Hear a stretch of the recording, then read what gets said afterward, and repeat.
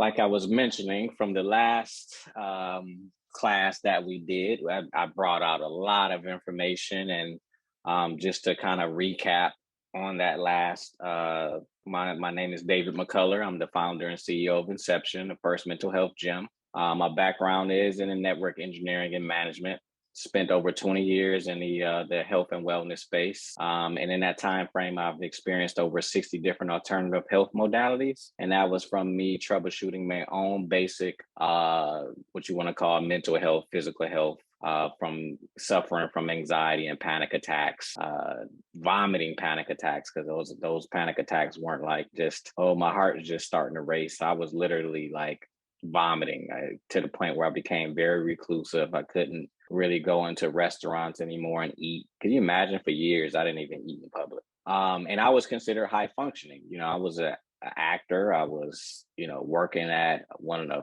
Fortune 500 companies at that time in Kaplan University, which was a Washington Post owned company. So the idea that I'm high functioning, I don't have issues, is a fallacy. Okay.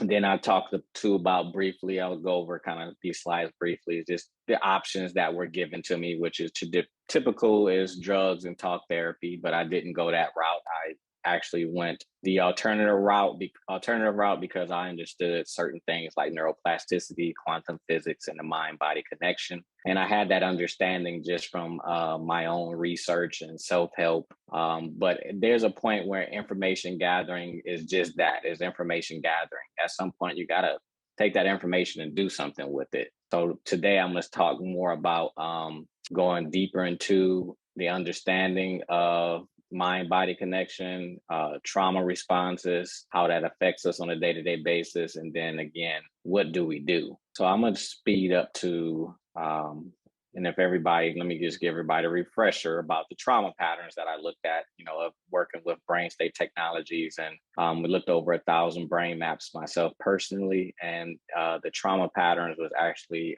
recognized by Dr. Bob Scare, who was a neurologist and heavily in the trauma work. After he told Lee that those patterns you're looking at are trauma-based patterns.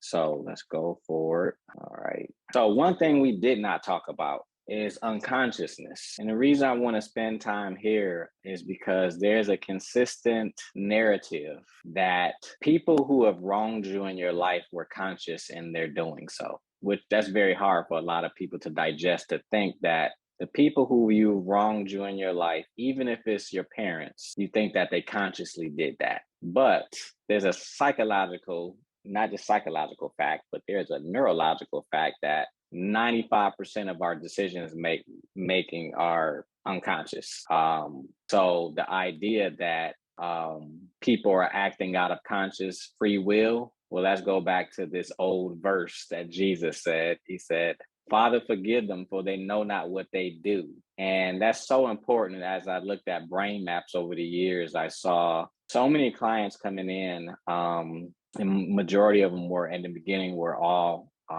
white women. Looking at their patterns and their situations in their life, you can clearly see how much of their day-to-day activity or their issues were all related to unresolved trauma that they didn't even realize was still happening underneath the hood or underneath the surface. The tissues heal, but the nervous system remembers. Oftentimes we think about trauma and we think about why I stuffed that out, or I don't remember it. So therefore it's not present, but that's not really accurate, because the body still is holding on to these emotions and these events that's taking place. The event may not exist externally anymore, but internally the body is still wrapped up in that response. Let me just read this to you. So when your survival is threatened in less than 1/500th of a second, your brain has able to scan an entire lifetimes of history of trauma and threat. Then choose from the relevant data the defensive protective strategy with greatest survival probability outcome. So that kind of goes back into what I talked about, the unconsciousness, and 95% of our day-to-day happening being unconscious, because the brain is going to, use its database, its internal database, all in that split second, just for your survival. You are not making these decisions about what to do when there's a stress or a trauma taking place. This is all split second. It's happening without your conscious participation. After those threats are over, your day-to-day living is now totally impacted, where you may avoid certain things based on that event that took place, and that now becomes your new set point of how you're going to live. So let me move forward here too. Actually, let me scroll forward a little bit. Okay, I don't know what that is, but what am I clicking on?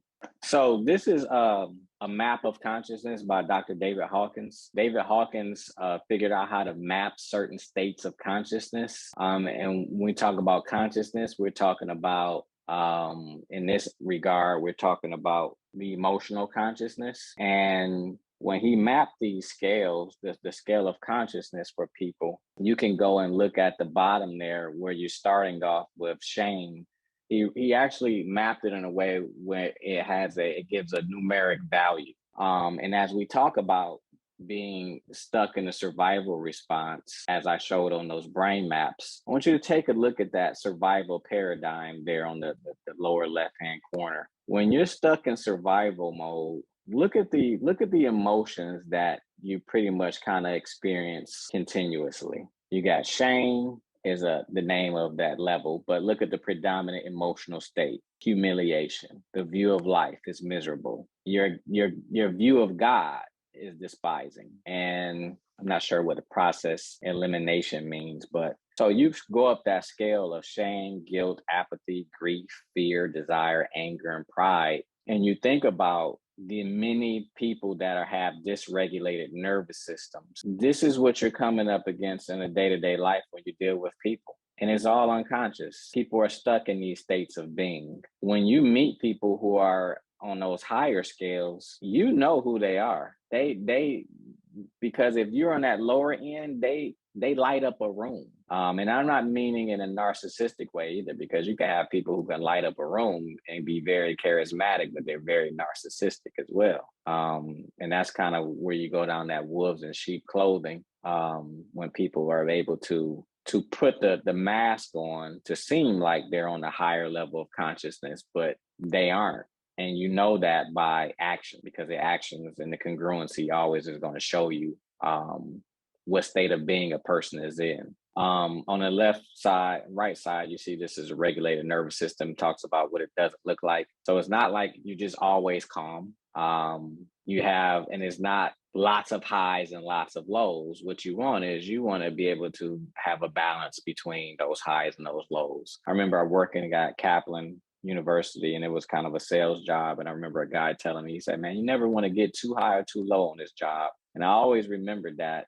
And I took that saying, that idea, but I look at it from a mental, emotional standpoint as well. You don't want to be too high, and you don't want to be too low. You want to be able to go up this scale of consciousness. It doesn't mean that you don't never want to experience these emotions. We're all going to experience some of these emotions on a lower scale. The problem is, again, survival mode, that's when you're stuck there, when those are your predominant states of being. Again, doesn't mean that you're never going to experience these emotions. You just don't want to be stuck in those emotions.